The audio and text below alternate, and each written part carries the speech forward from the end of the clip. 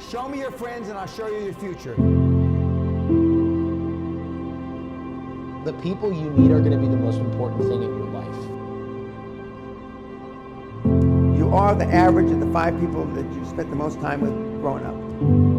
You know, my mom once told me when I was a young kid, I don't know, maybe 12, 13 years old. My dad had died when I was 10, and my mom took over that role of like guiding me, you know, and she's like, look, Grant, you are the people you hang around. You know, at 12 years old, 13, you're going to resist everything. All the wisdom of your parents is resisted. But today, I know it's true. In fact, today, I would take that great statement that my mother made and say, you're not just a product of your environment, you're a product of all that surrounds you.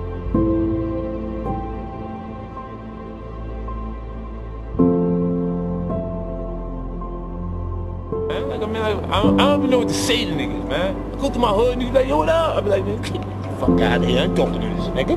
The fuck am I talking to this nigga for? You know what my grandfather told me? You don't get as far as the motherfuckers you talk to for no reason. You'll be successful as the motherfuckers that you talk to for no reason. What I mean is, if you spending your day talking to a nigga that ain't got nothing going on, what the fuck kind of information can he offer you? Can he help you learn something? Can he teach you something in the conversation?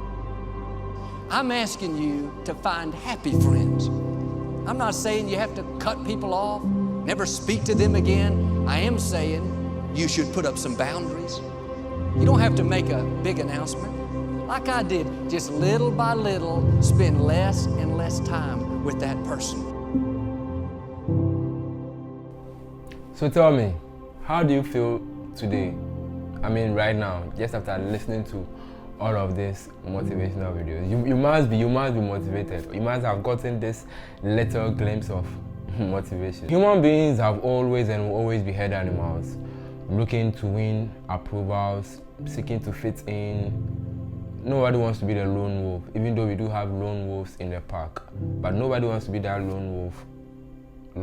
When I was small and we used to watch some African movies, somebody will do something very bad in the community and the town will meet, and the way they will punish that person is by banishing the person.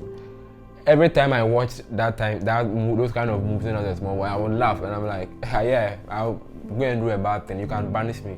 I'll just go to the next place or even go and set up my own settlement and keep doing the bad things I'm doing. For Christ's sake, kill me or take off my hand, but why would you banish me? Not until I realized that, I didn't realize I read about the importance of being together and the importance of being in a pack, even for animals who more often than not move in packs and in groups, because the lone wolf dies. But if you're in a pack, you have a higher chance of survival. We never choose our early habits. We only imitate them. You are just an actor in a movie where your families, your friends, your schools, your churches, your community, they hand a script to you, a script that has been written down by them. They give it to you and you're only an actor acting out all of those habits. And in as much as funny as it looks, I can just look back and look at how I used to behave depending on where I am. When I was small, my social studies teacher, Sir George, would tell me that if 2 identical twins were giving birth, one placed by the coast, let me say Jamestown, and the other one placed in an estate somewhere, those 2 children will grow up and be 2 different people. Because you find the Jamestown person being more resilient and being more loud as compared to the person placed in an estate who will be more close to himself, forgetting that these people are identical twins. So wherever you find yourself in, chances that you're going to pick up all the scripts from there and be a very good actor at acting out the scripts. Just take a little 1 minute. You can close your eyes and let the eyes of your mind do the thinking. And think about it. Some of the things you are doing right now, some of the habits, some of the way you speak, the way you relate with people, the way you go about certain things, just think about it. Is that how some of the friends you have around you also behave? Chances are yes. It's either they have picked something from you or you have picked something from them. And I think both can be true for whoever is actually watching this video. The good thing is that we could use that to our advantage, and the bad thing is that we can still use that to our advantage. If you haven't dropped a like yet, please like this video and share it to your colleagues, your friends, or anybody you think this video can help. Back in school, when I came to the university, I might say my 4 years in college, I'll probably get some reflection videos on that. My 4 years in college, I've seen myself transform and metamorphose throughout these 4 years, depending on the people I had around me. I only thank God for that. I had some good people who had lots of good influence on me, to have influenced the way I think about a lot of things. Thank you guys if you're watching this video, and do drop a times like, do drop a like on the video. Yeah, sure. I've always been a hothead, getting angry easily, and as I grew up, I knew how to manage my anger more and not take it out on people like so. I'm very confrontational. That means if I do have troubles, I don't suck it in. I immediately reach out to try and settle things. But as I've met people during my 4 years on campus, I know I've gone and probably changed.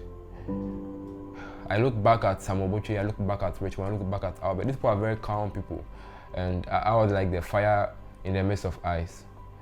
And with how much with little fuss and without knowing, I realized I might have become calm, and they might also have heated up for us to become lukewarm, each of us.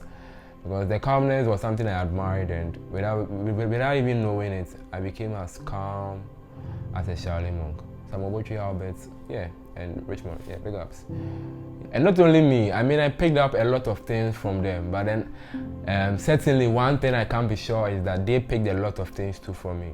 Because this one lady friend of mine would say, hey, Sarfo has a way of influencing the people around him.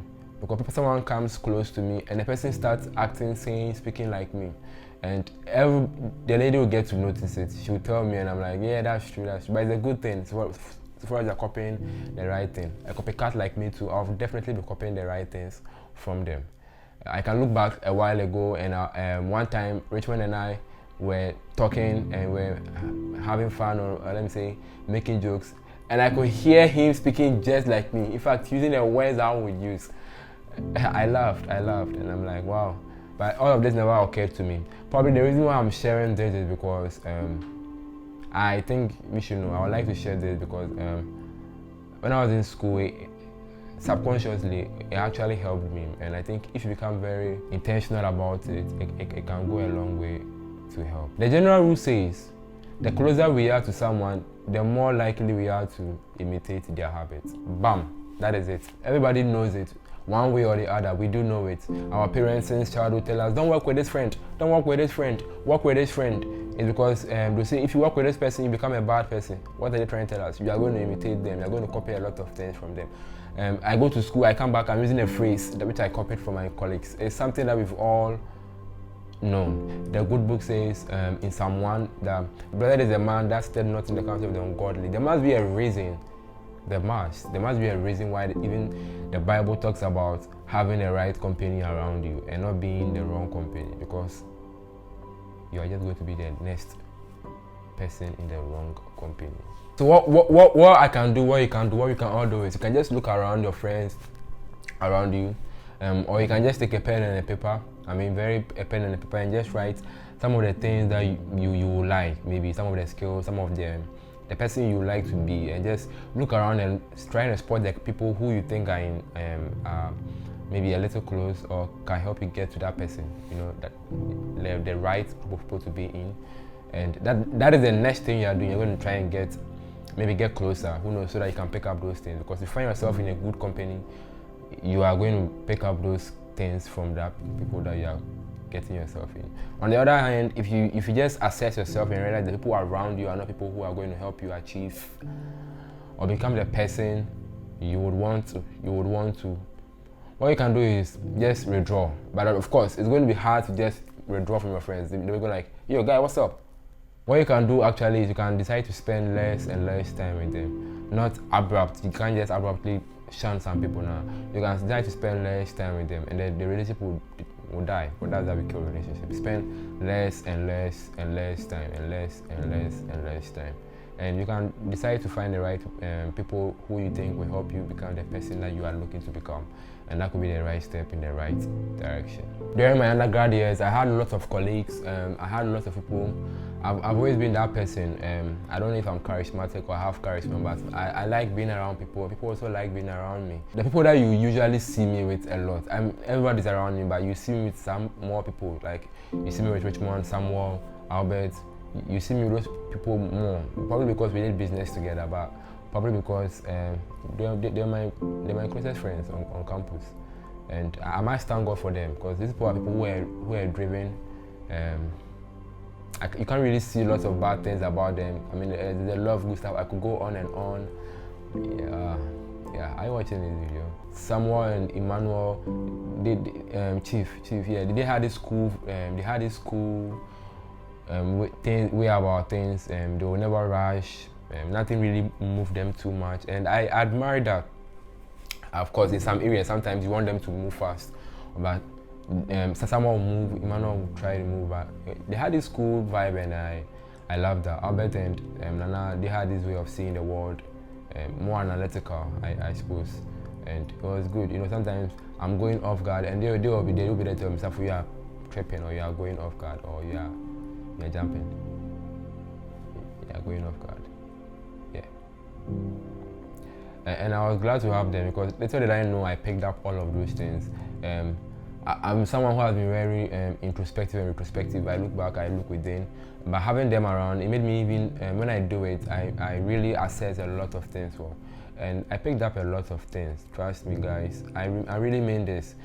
Just take a look at yourself, and then you know how much you've copied from the people that are around you. The more intentional you are about it, the better, trust me. We have so many businessmen who keep talking about the impact of friends and telling you to find the right company. They all keep saying it. Find the right friends, and all. The Bible says it. Our parents have been saying it since we were a child. I'm not sure we are aware of it, but we are aware of what we are saying, I mean, in these terms. But then they kept saying it. And you are probably going to tell your friends or tell your children to, yeah.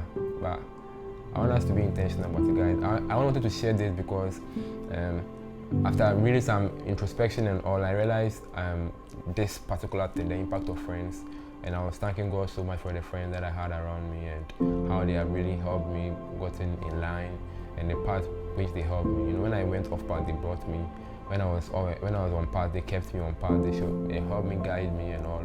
And I think it's something that you should be very intentional about and make steps or intentional steps towards. Just look around you, assess yourself, assess the person you want to become. Who can help me get there? Which group of people should I align myself with? Fitting in might be a problem, but I'm something I know you can work out. Now there's a way, and you get around it. Be intentional about it. Whether we like it or not, whether we decide to accept it or not, whether we choose to believe it or not, it is real, guys. Yes, I'm only grateful, and I think you will be too. Just make the decision, sow the seeds, make the effort, be intentional about it, and your future self is going to thank you. Yeah, thank you so much for sticking to the very end of this video. Please say something in the comment section below. You can say lovely video, because I'm always interested in seeing the people who watch to the end of my videos. And if you haven't dropped a like yet, please like this video and share it to your colleagues, your friends, or anybody you think this video can help. And with that much I do, guys, I'm going to catch you in the very next one. Peace.